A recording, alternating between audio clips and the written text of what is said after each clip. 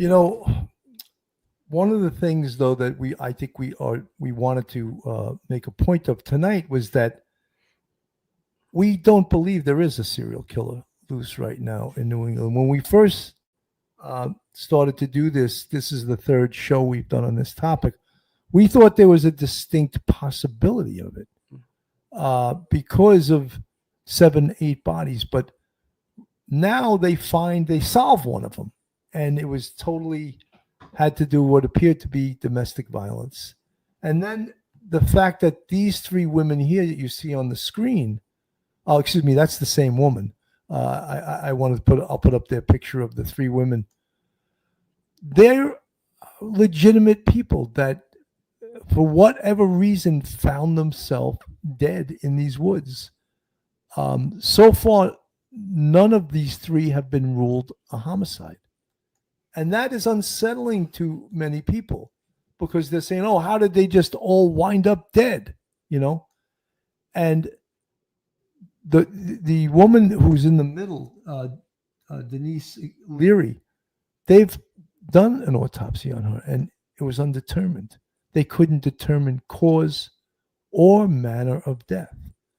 So she was out in the woods for a while. That was highly decomposed. So trying to connect her remains to a serial killer, at this point, it's not going to happen because they don't have a manner or cause of death. And Paige Fannon just was reported missing on March 6th and was seen alive on March 5th, the day before. So that would indicate, again, that probably if her case turns out to be a murder, that it's someone she knows, and we're not connecting a serial killer to the other lady. Excuse me, her name is Michelle Romano, the woman to the extreme right on this thumbnail.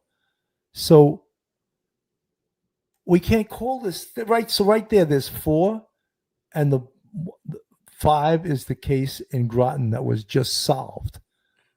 1 was a skull, so that's number 6. The skull could have been out there for I don't know how long. So as we do the math here, there's less and less a chance that I am seeing that any of these cases are the result of a serial killer. Mike. Yeah, the way they're found, where they're found, that one lady was found like right by her house, that doesn't seem to be the work of a serial killer.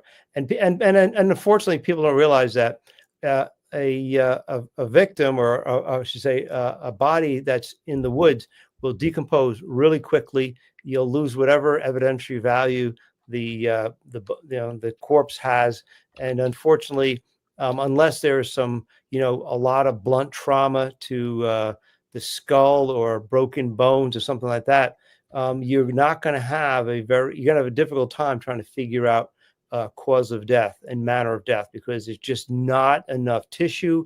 There's not enough evidence to give the medical examiner and the homicide detectives a really good idea of how that person. So the term undetermined doesn't mean it isn't actually a homicide. It just means that the medical examiner says there's no objective indication that it is a homicide, so we won't classify it as a homicide. And so therefore it may actually be a person who's had some mental health or issues with alcohol or narcotics and passed out, and they find themselves dead in the woods.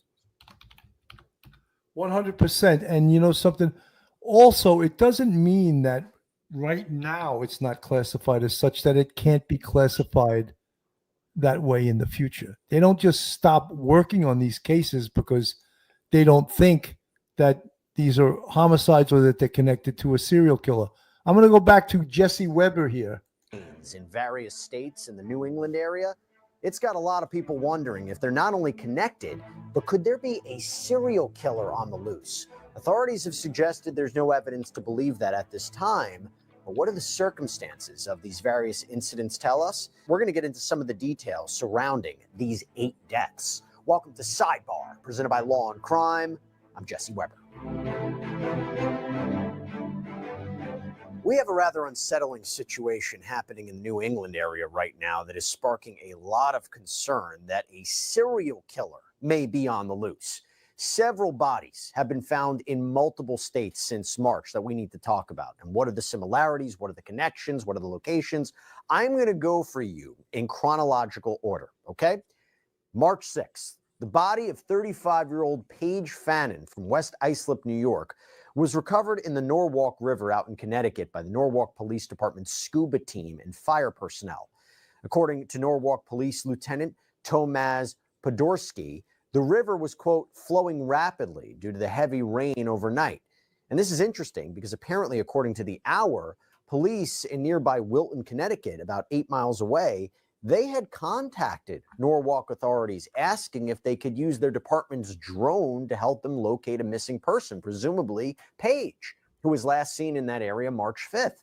And during this investigation is when she was found. In fact, clothing and personal items were reportedly found near the bank of the river. A GoFundMe has been set up in Paige's memory. We're going to put it up here for you, and it reads in part, Paige has left behind 2 amazing parents, 2 sisters and 1 brother, along with many more family members to mourn. If you had the honor of knowing Paige, you would know how deeply she cared for who she loved. Due to the loss of someone so young, no family is ever ready for something like this.